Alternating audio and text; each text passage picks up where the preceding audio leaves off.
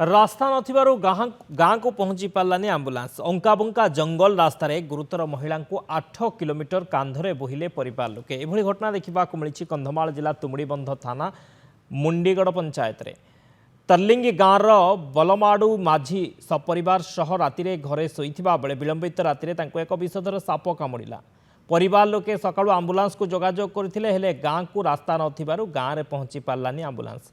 फल गुरुतर अवस्था बलमाड़ू माझी को दीर्घ 8 किलोमीटर कांधरे बोही पिकुस गाँ पर्यंत आनी परिवार लोके। सेठारु महिला को आंबुलांस रे आनी प्रथमे तुमुड़ीबंध और पर बालीगुड़ा उपखंड चिकित्सालय भर्ती करथिले। हेले चिकित्साधीन अवस्था बालीगुड़ा उपखंड चिकित्सालय महिला मृत्यु घटी। सेपटे सठिक समय बलमाड़ू को मेडिकल भर्ती करा जाई पारि नथिबारु तांकर मृत्यु घटिथिबा कहिसंती मृतकंक पुओ। सरकार डबल इंजिन सरकार कुआडे गल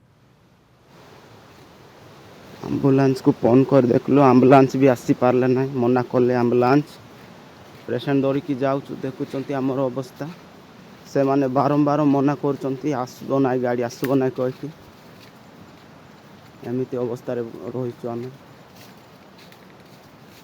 मोहन सरकार डबल इंजिन सरकार कुआडे गला आम को टिके भी साहाय्य करना देखुंत आपण पेशेंट को अवस्था निया आउ एटी को आण से आण बोली कहते फोन करी।